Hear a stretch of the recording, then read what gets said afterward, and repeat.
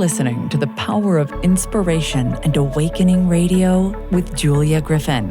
To master a higher frequency for a new state of mind. Once you walked in a forest of splendor in which everything you did and everything you thought was aligned. It is possible at this time to begin to return to the old knowledge. Intuitive healer and manifester Julia Griffin is here to talk about this unique time in history when all sentient beings, animals, plants, trees, and the earth are intent on creating this change. The wolves awakened her to the most incredible light, which opened gifts and brought knowledge that she longs to share. You are creators, and you are born to be creators of beauty, possibility, and joy. Join Julia on a journey into a beautiful and magical world where amazing possibilities exist. Let us help open the door. The Power of Inspiration and Awakening with Julia Griffin starts right now.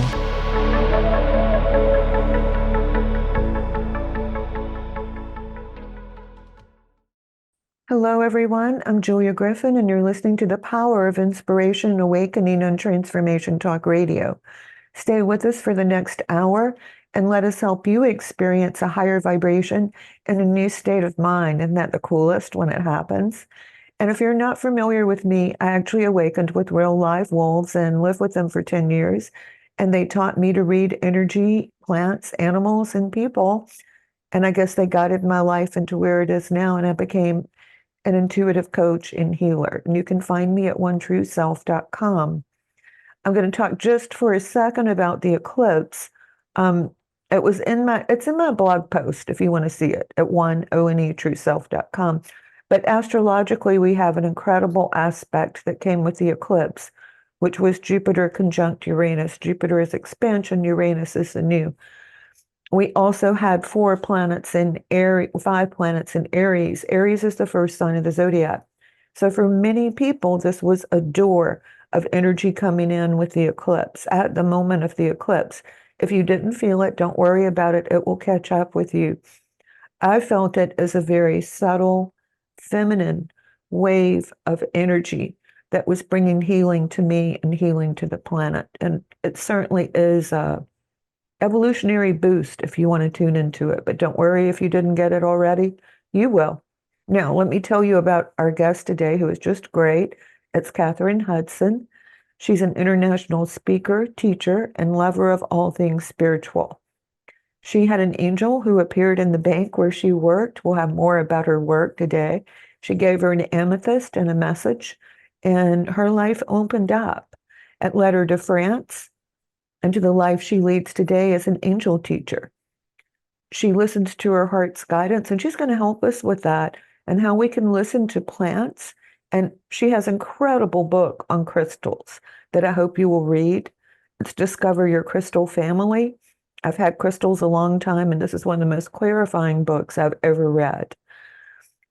So, Kathryn, I'm so happy to have you here. Why don't you begin by telling us where our listeners can find you, your website?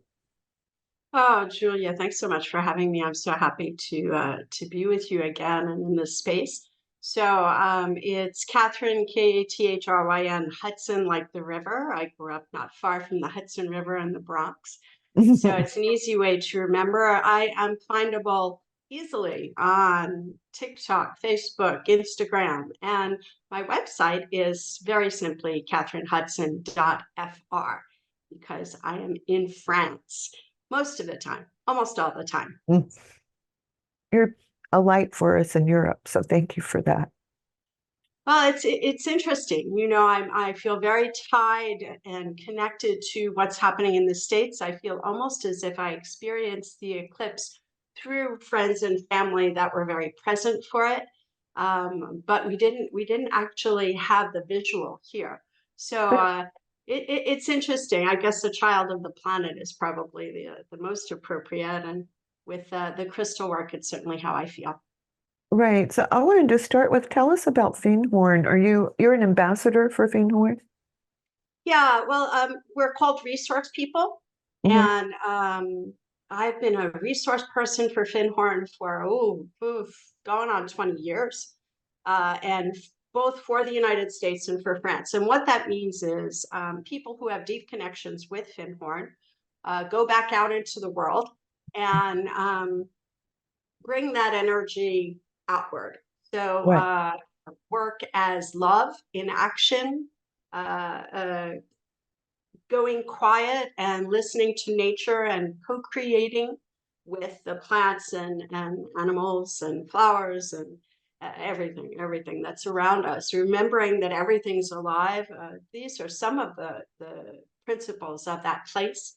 That place on a number of occasions changed the trajectory of my life, and it's certainly there that I learned to open the doors that I had shut pretty firmly when I was back in the Bronx growing up, and things were a little bit tough. And sensitive people don't get through those times without shutting some doors. So I'm really grateful to that place that had really accompanied a lot of my earlier journey and now punctuates my connection with them is every day. I started this day singing Teze chanting with people from Findhorn and people from around the world. So it permeates every week of my life, every day almost, I would say, as I use in my own garden. And the gardens here at the Haven, it's a place that I've opened for a quiet retreat here in France, and we use the principles of Findhorn here whenever there are people that come. So yeah, my goal is to, if people have questions and they need to know even the nitty gritty, how to get there, what to do when you get there, how to travel, who to talk to, it's really to be a relay point for people who are interested in Findhorn, who have questions. So I've So never been. Why don't you describe a little bit about it for us? yeah, there's two ways that I describe Findhorn. The first is it's like a hug. So every time that I have gotten off the train, so I usually go by train, every time I have gotten off the train at the town that's located quite near the campus of Findhorn, overwhelmingly there's this feeling of coming home. And that was since the very first time I'd ever been there. Now I'm Irish, and Scottish is not far in culture from Ireland, but it wasn't that. It was something else. And so from the very first moment that the driver came to pick up all of the people who had arrived for different workshops at the train station, and there were immediate hugs, and nobody knew anybody, but it was, yeah, it was a little bit of a love fest, and not in the, yeah, I want to say not in a hippy dippy kind of way, although I think I'm pretty hippy dippy these days. It was universal love. But even then, I was a banker when I first showed up there. I was on vacation from the bank, and it just felt like a homecoming. It felt like there were no masks. It felt like people weren't afraid to be loving. Hmm. And I think I had been thirsting for that my whole life. Yes. And yeah, yeah. And so I immediately relaxed, and I think I had been tense since pretty much I was born.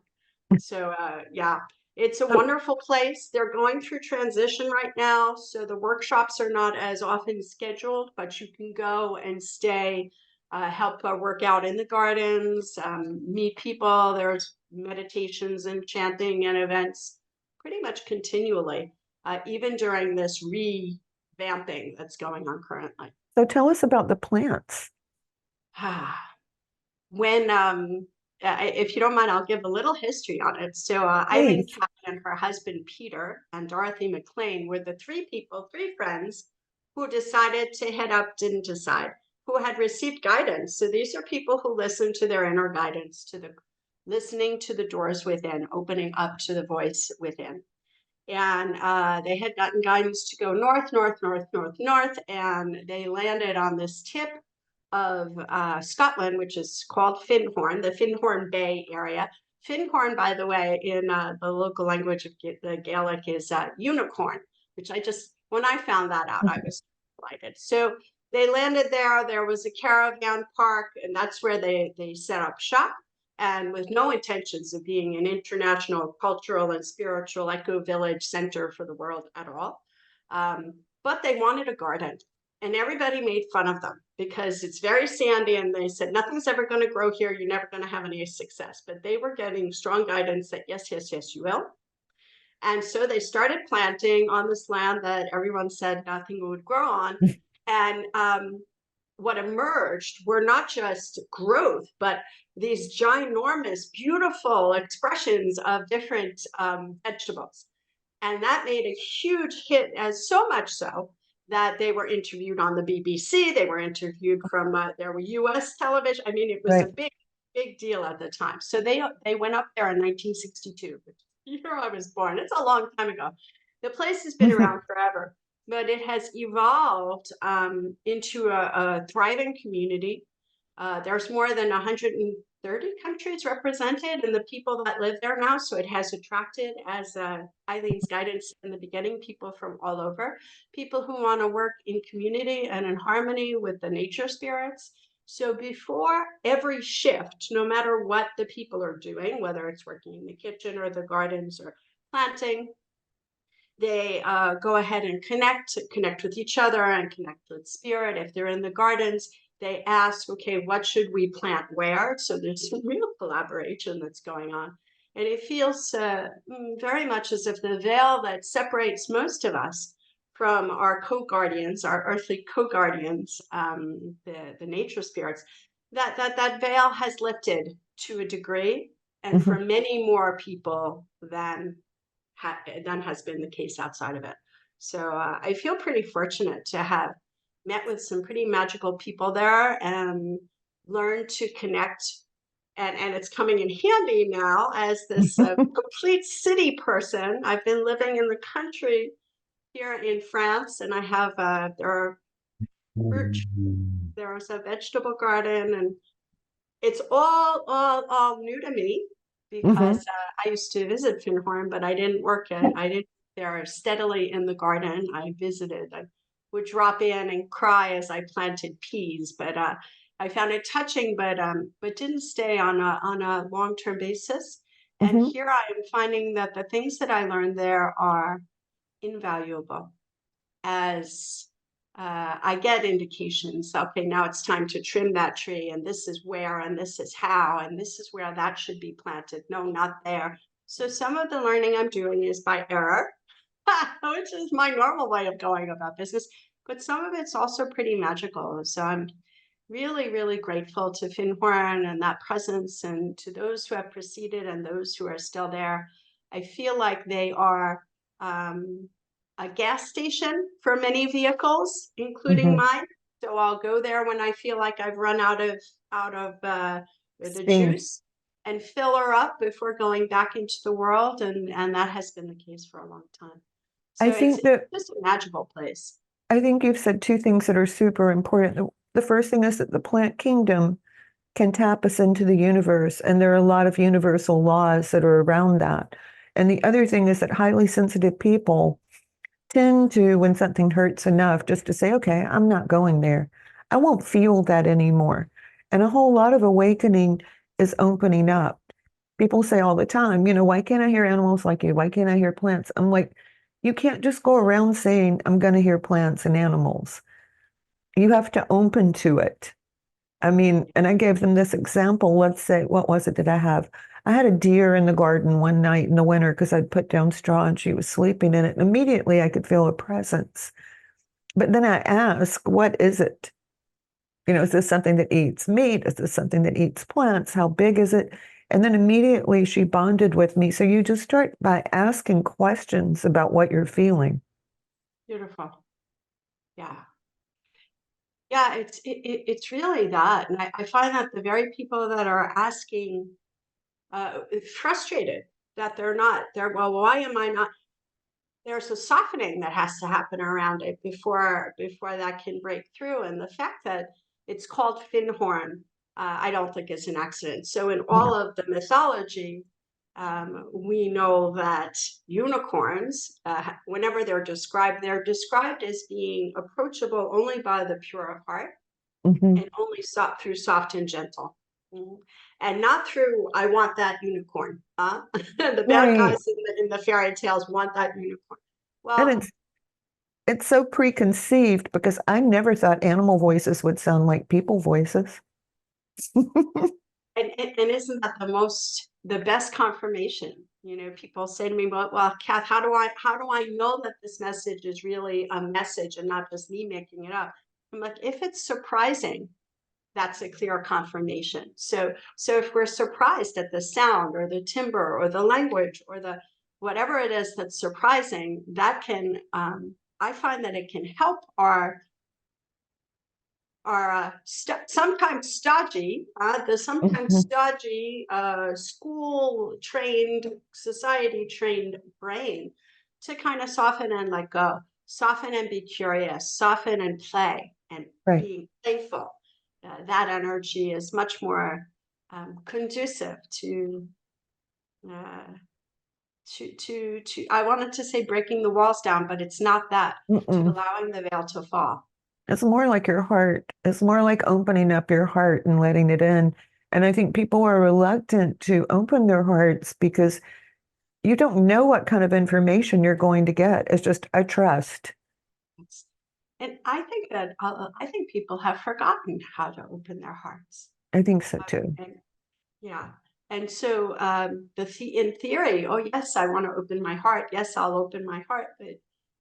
But there's a feeling associated with it, and because feeling has in itself so often been difficult in societal earthly experience.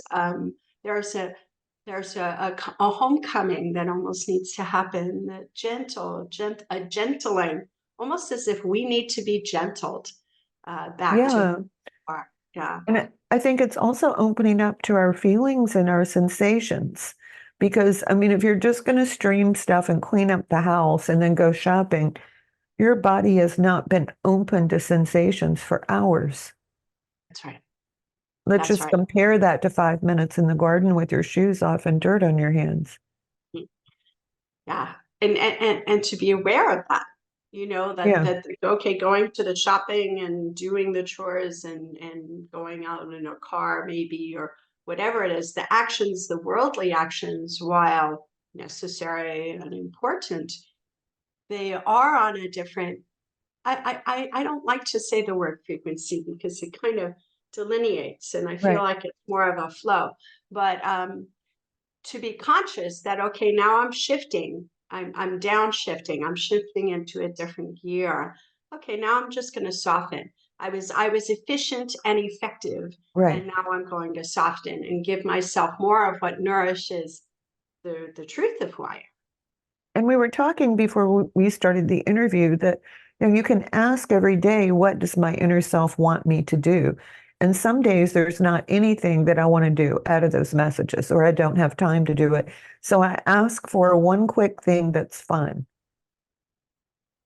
And Yeah. yesterday it was gardening. So, I mean, who knows what it will be today? Maybe I'll stand on my head. I have to thank you for that one because I am definitely going to borrow that tactic. Yes. Once it's fun, once it's playful, then that's where always the worlds meet. The worlds Mhm. meet harmoniously and peacefully.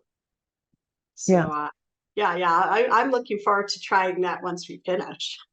Yeah, because it will be fun. And it's like once that happens, it gives me so much energy that I'm interested in it all again. It takes care of my inner work, which obviously I have to do a substantial amount of to do what I do.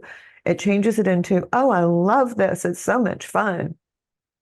That's yeah, it's so important. I have a book that just came out in France, and it's not out in English yet, but it's 101 spiritual practices of the angels, and but each of them playful, each of them, trying to break the thinking, break the mold of the Mhm. thinking that I have to do this to be spiritual.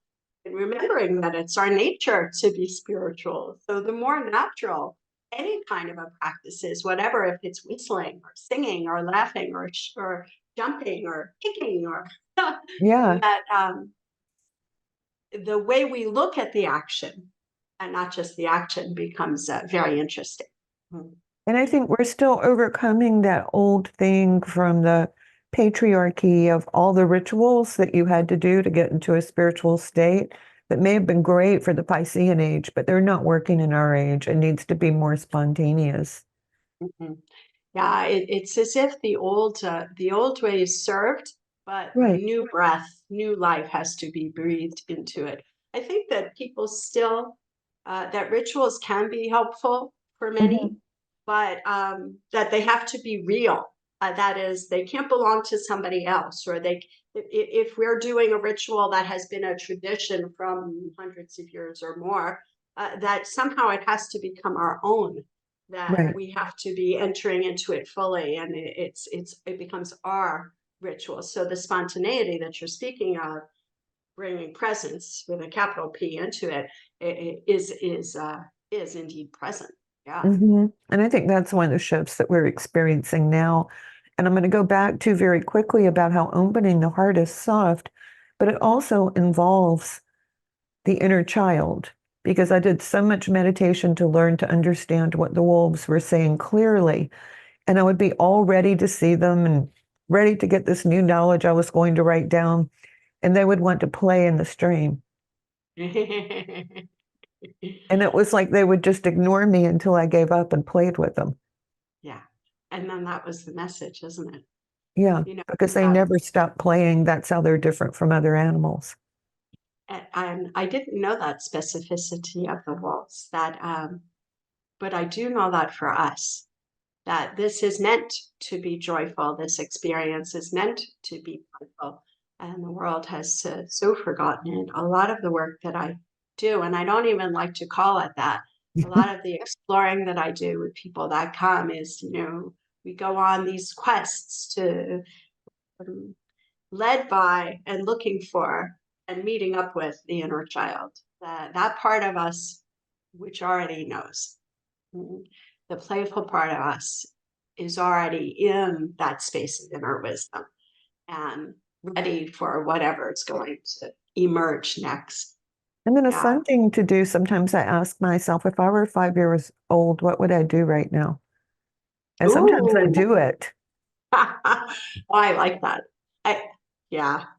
because I'll think, I'll well, say that sometimes I act like I'm 5 years old. So I'll go into there's a bakery here, and there's a woman who hand knits animals, and the animals are dressed, and there's Mhm. a seal that's dressed as a swimmer, and anyway, they're just adorable, and I have a ton of them here. And she's like, "Oh, you have a lot of children?" I have no children, making them all for me. But of course, they serve. But um, the capacity to be in to be marveling, to marvel, to be Mhm. in wonder, to be in awe, to look at the sky and just be astounded by it. Yeah, These children have the capacity to let an emotion come and then leave. Uh, yeah. yeah, I thi- that's an admirable quality of any child, to Those are not the moments too that energize you, just like finding something that's fun to do that connects to your inner self. absolutely, absolutely. And so I think maybe joy is part of what we're talking about. Oh, it's absolutely the case. I always describe the highest frequency, or of the highest frequency. We often say love, capital L. Not the love that we see in kind of the swapping thing that happens on Earth, but love, light, and joy as three facets of the same life energy, source energy. The divine nature of the universe. That's it. That's it. Yeah. And so, who has ever listened to birds sing in the morning and not been impacted, either because it uplifts, or because we resist and, oh, stupid birds? Ha! Mhm. It's a call to the truth of who we are, and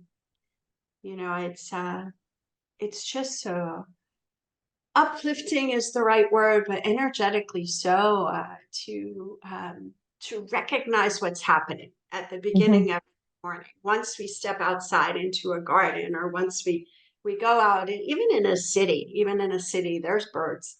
Just have to listen closely, or lifting your head up to the sky, or even seeing humans starting to come out of their out of not their hovels, their apartment buildings. It's the Um, small miracle of dawn and dusk. that's All it. the animals, the entire world gives us energy if we open to those two windows every day of our lives. We're going to have to go to break. You've been listening to myself, Julia Griffin. I'm at onetrueself.com, onetrueself.com. I've been talking with Kathryn Hudson about opening up to the universe with plants. When we come back, we're going to talk about angels and crystals, and I'm so excited to do it. We'll be right back.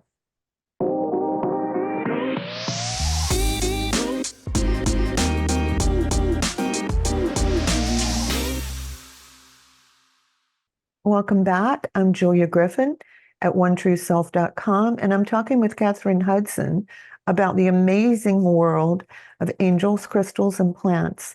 And you can find Kathryn at Kathrn Hudson.fr because she's in France. So tell us about your first crystal, Kathryn. I will. Just a quick correction. It's Kathryn. Oh, I'm sorry. Not Thank Hudson. you. No, everyone forgets the Y. I don't Oh, know okay. why.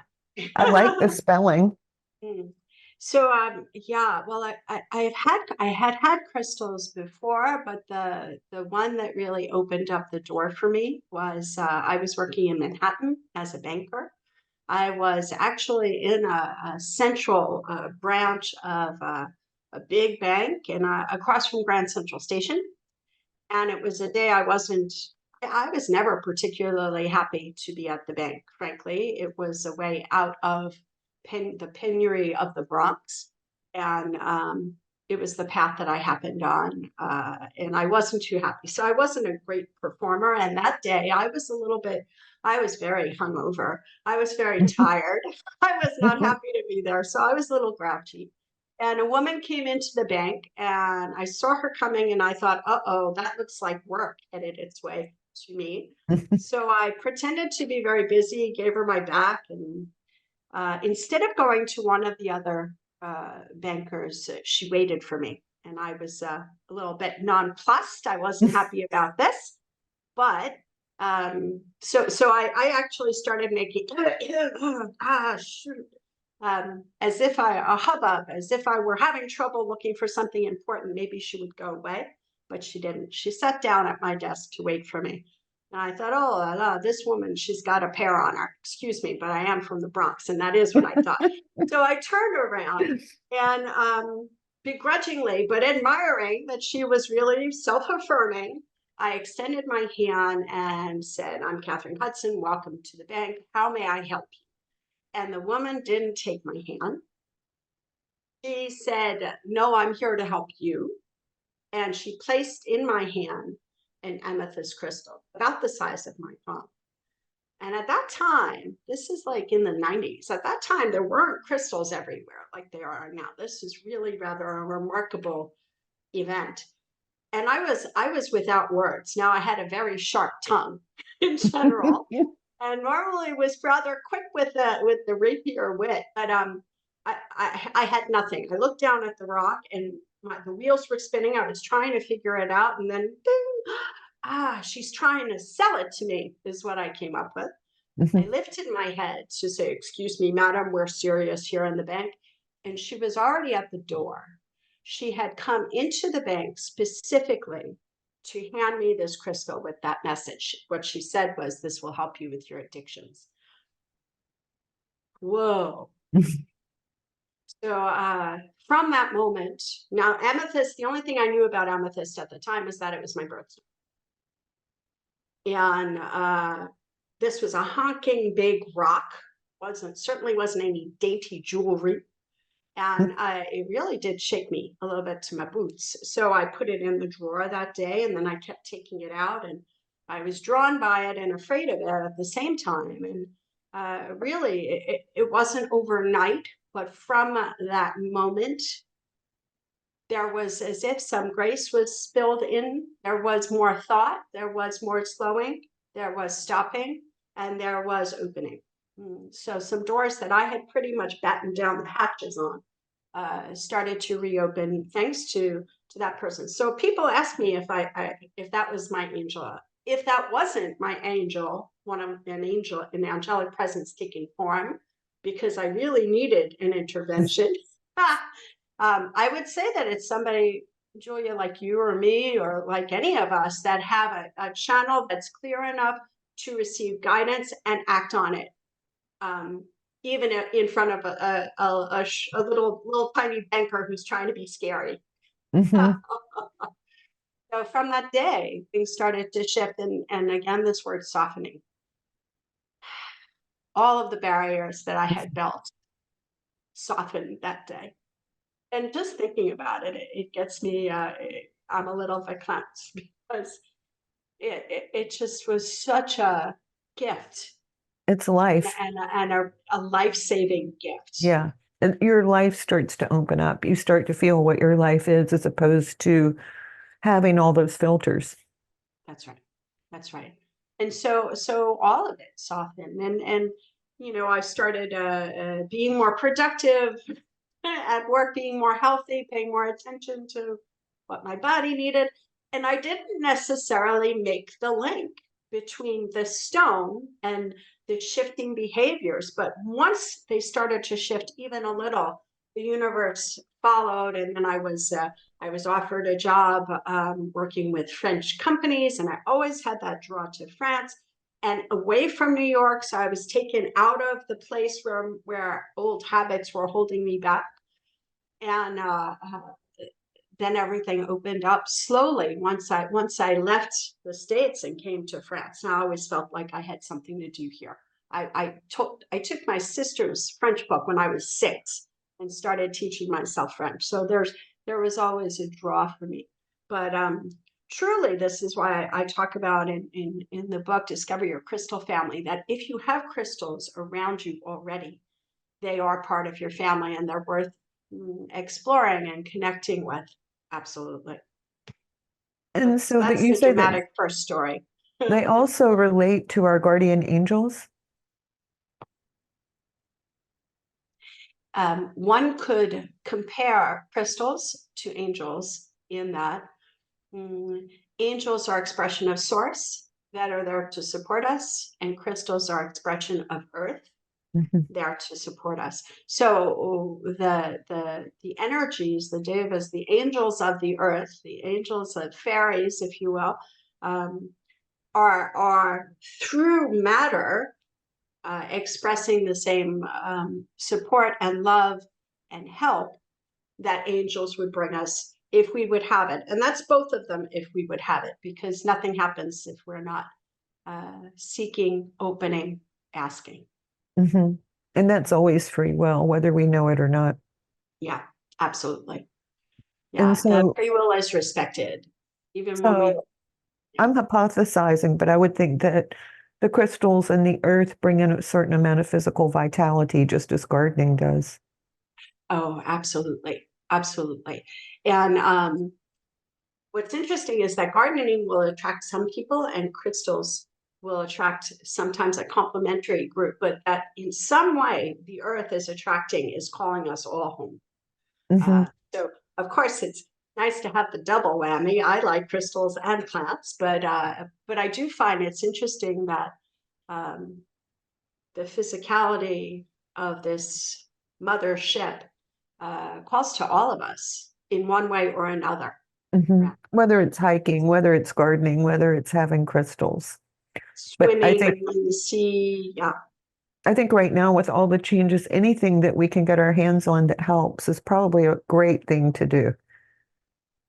Absolutely the truth to act, and if we do it consciously, that's even better, but even unconsciously it's great, because if as human beings we turn towards the earth in some fashion with respect, with joy, with fun, with spontaneity, with our attention, where our attention goes, so goes our energy. So these are not exploitative experiences, but rather experiences that reconnect ourselves with the earth, but through us, humanity with the earth. So in some ways where we can act as a real counterweight to some of the blindness of some of our brothers and sisters with regard to the planet. Yeah. Yeah. And it is a way too of helping the earth. And that's an important part of it too. And then you have she talks about these. I always wondered why I collected ghost crystals. Now I know. If you're wondering whether or not you should get her book, you should. It has these wonderful reasons of about why you should do it, what you can do with your crystals, how you can clear your crystals. It's like every question I've ever had, she somehow or other miraculously answers in her book. I think that these were the questions that I had also at the beginning. And I think everybody starts by you're reading so much, and wonderful books that exist, but you can have 5 different books that are going to say 5 different things. So Exactly. yeah. So Really, I just stopped reading because I just got more and more confused about it. And I thought I'll just buy the crystals that attract me. and in the end, that's what my book says. Go buy the crystals that attract you, because Yeah. our family calls to us, and nobody is an expert for you more than you. Even if you don't feel like you have confidence that is true, the truth of it becomes apparent once we try to move into those spaces. And we can program the crystals, right, to help us. Yeah, especially the clear quartz crystal, but absolutely. Our intention, we're the children of a creator, our intention creates. And boy, oh boy, can't wait for that to be taught in school, because it's coming. Okay. And But I'll tell them real quickly about the computer. You know, everybody has computer problems, particularly on the days you're frustrated or things aren't going well, because our energy isn't always great. But you can get a crystal and ask it to help you with your computer, to make it go faster, to make things stay up, to keep it from crashing. And it really will do it. And if I'm going through a phase when it's just not working that day, I'll take the crystal and talk to it, put it back by the computer, and then send pink light or love to the computer. And then that just straightens it out. If it doesn't, turn it off and turn it on. It'll come up the right way usually. yeah. No, it's so important, and especially as our energy fields are shifting, the more that we shift to, we have an impact that's greater on all the technology around us, the computers, the phones. And so this is a question that comes up pretty often. So I loved what you did with the smoky quartz, and absolutely, the choice is really one of intuition. But if ever, sometimes the confidence is not there yet in our own intuition. Another stone that's excellent for that is shungite. And my understanding is that it has emerged precisely to help us with these energies that are coming out of our technological advancement that has outstripped our human advancement. Right. Which it certainly has done. Yes.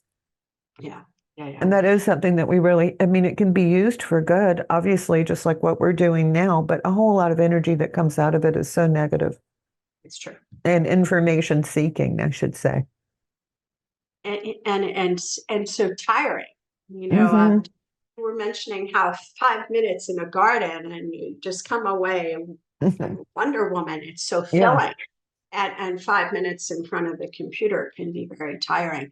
I tend to get on, and I do videos when I'm inspired. At one point it was every day, and now it's once a week or so. It's just when I have something that's say worthy. Right. And then I'm off again, because it's there's such a mix of energy and a barrage. Yeah. And protecting our own energy is very, very important, whether we do it with crystals, whether we do it by going out into nature, whether we do it by singing, whether we do it by dancing. And each of us knows exactly what the soul needs, exactly what we personally need for this instrument that we're inhabiting in this life. But there is an excellent chapter in your book on protection with crystals. Yeah, it's a theme that comes up, and it has to be spoken about. We can't be here big girls talking about angels, and that's talking about one end of the spectrum. While we're here on earth, there is a whole spectrum. Of course, there's no place that God is not. There's no place that source is not. The life all life is an expression of source, but certainly there's a dichotomy. Certainly the duality exists, and our experience is not always pleasant. So the idea of protection is one that can be grown out of, if I might, that we can step into the larger aspects of ourselves and not be at the mercy of lower energies. Absolutely, we can change our energetic neighborhood. That's absolutely possible. But if we are tired, if we are run down, if we have not been taking care of ourselves, the possibility of that is almost nothing. So in those cases, certainly there are wonderful crystals to help us, and there are wonderful angels. We have an awful lot of help. Yeah, but we have to tap into it. And I think I'm going to add that I know most intuitives have times when that negative energy hits you and you feel like you can't get off the sofa. It's flat. You don't have any exciting ideas. If you think about streaming a movie, it seems exciting. Those are all good symptoms of you need some protection. Yes. Oh, absolutely. You can feel that sinking down. And I usually liken it to being tired. And if I'm tired, I don't go near humans until I pick myself up. And then I go do that right away. There's like how many things. And now I have a new way to do it with your question about what would be good for me and fun for me. Yeah. The human in me would find fun at this moment. And so therefore possible, because I hold some practice groups for my Reiki students. I work with a lot of different modalities that I find fun, interesting, and effective. And so often what I hear is, yeah, I didn't practice much, and I knew that I really needed it. And that's really what happens so often, is that the practice falls off when we most need it. And so finding a way that's fun, that's lively, that piques our curiosity and gets the child to emerge and show the adult how to pick herself up. Yeah, these are sacred spaces that are so rich. We're really in the thick of it now, aren't we? Yes. I mean, we had about 15 years there where we just got all the good information. Now it's like, here's good, here's bad, here's good, here's bad. What are you going to do with it? And I know for me, like if I go out and the energy feels really bad, I'm like, okay, so which one store do I have to go to?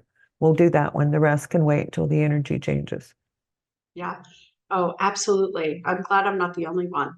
I left, I had a very long list of things to do today. There's nobody here. So often there's somebody here at the Haven. And today there's nobody. So I had a list the length of my arm. And well, I got up to halfway to the elbow. But that's okay, that's enough okay. for today. That's enough for today. Yeah, it's changing itself. It's almost as though there's only so much we can do per day. It's given to us. Ooh, Then I guess yeah. Because I'll hear like, no, you don't need to do that today. And I'll be like, but I have to return that package. I'm like, it'll go like, no, you've got 2 more days. Leave it alone. Yeah. And then to listen to that and allow a different rhythm to take us. There's some quote from the Bible, and I'm sorry, it's coming back, but it's coming back just I'll paraphrase. And um, uh, today's task is your only nourishment. Yesterday's is not for you. The future is not for you. Just today. I don't give you more than one day to carry. And it's really really becoming that. that way. Yeah, that's what it's becoming. I've noticed that it's like the time-space continuum is changing. It feels that way. And then short and long almost have no meaning, It's like one day I'll think it's so long. I'll think this must be like 2 days. It's just never going to end. And then I'll have another day and I'll go, it can't be 2 o'clock. It can't be. Exactly. Or there'll be a week-long workshop here, and at the end, people are like, "How did that go by so fast?" And yet, it was so long at moments. There was so much going on in this. Yeah, it's because a very time is just interesting something we've made up. And I think we're being shown that. Yeah. More and more. Yeah, that it's more of our experience. It's a great time to be alive. I think seeing the clock with the repeating numbers and all of it's kind of like wink, wink, nudge, I nudge. know. Remember, this is a game. I know. Remember, it's a game and don't get lost in it. That's the other part of it that's pretty hard, I think. Yeah, it's interesting. I think to me that there are in movies like Avatar and video games where more and more there's a whole generation that are very clear that they play a game and the avatar is the one that's going into battle. And I don't think it's an accident. I think that's very. I mean, it's just a beautiful metaphor for the soul and the form that we've taken on in this lifetime. And so the game isn't always pretty, No. but it's always a game. No, and I do think because there's a lot of criticism of that generation, I'm going to point out that they are not that interested in being out with everyone and doing a whole lot. They're And more interested in making their inner world work for them. and isn't that really what it's all about? But Yeah. yeah, I mean, thank goodness the souls that are arriving have arrived, are ready to create and ready to live in the world that just hasn't arrived yet. It's just on the other side of this bridge. We're on this bridge. There's a lot of resistance, but we're moving out of fear and into love. And definitely crystals and angels and Oh, Mother Earth. yeah. And let me add, she has a list of crystals you can begin with. I think it's 15 stones that people who are not familiar can go ahead and get started with. And she tells you how to clean your crystals, how to program your crystals, and how to balance your life with crystals, which is just so important. But I did want to make a comment about the bridge because in class I was saying everyone thinks we're just going to wake up in the new world. It's as we change our thoughts, our feelings, and our spirituality. But I was in a really crowded restaurant and there was this wonderful hostess, and through her expression, she had everyone doing whatever she wanted, even though it was so loud you couldn't hear anything. And I complimented her on it, and she said, "Oh, you don't know." She said, "The second I go home, I do yoga and meditation." And I said, "I do that too." And for a second, we went into like that absolute stillness that you get with yoga and meditation. And I thought, it's not going to be that hard to cross the bridge. It's going to be staying in that place. Mhm. I absolutely feel like this is going to be um, that it's going to happen. I don't have any doubt that it's possible that this be fluid and peaceful, and with great gratitude to those souls, that those generations that so often get they're getting kicked on, but they're just more advanced They in are. a sense. It's not to say anybody's better than anybody else, but they're already slowing. They're already jumping off the rat race. They're already moving back to nature and connecting with love and gentle. They're already not judging differences. They're already moving out of duality and gender separation. I mean, it's all happening before our eyes, and I'm rather amazed and just in awe of it. Yeah, there's some just amazing children on the planet right now. Well, we've reached the end. So tell them again where they can find you. So Kathryn Hudson, Kathryn, Hudson like the river.fr is my website. I am on Facebook. I'm on Instagram. I'm on TikTok. And if you want to reach out, contact at kathrynhudson.fr. Shoot me an email. And thank you so much, beautiful soul It like was you are. so Thank you so much. wonderful. It's always such a pleasure. Feel like I sit in the light when you're here. Thank you. So, you guys, if you want to find me, I'm on onetrueself.com, onetrueself.com. You could probably sign up for both of our newsletters and get a lot of information. You can email me at onetrueself@gmail.com. And I want to thank you all for tuning into the Power of Inspiration and Awakening. We'll be back in a couple weeks. Namaste. Take care. Thank you for listening to the Power of Inspiration and Awakening Radio with Julia Griffin to master a higher frequency for a new state of mind. Join us next time as Julia takes us deeper into the memory of the moments of light where transcendence and enlightenment emerge. The memory of the jewel of consciousness is always lived within you to tap into waves of energy and create huge changes by imagining the beauty of the vision and desires that are hidden in the heart. Learn to find your way back to nature, beauty, and your own heart, which holds the secrets of your existence and future. To discover more about Julia's adventures, animal communication, and the teachings she brings to every show, visit OneTrueSelf.com. That's OneTrueSelf.com. That's ONE, TrueSelf.com.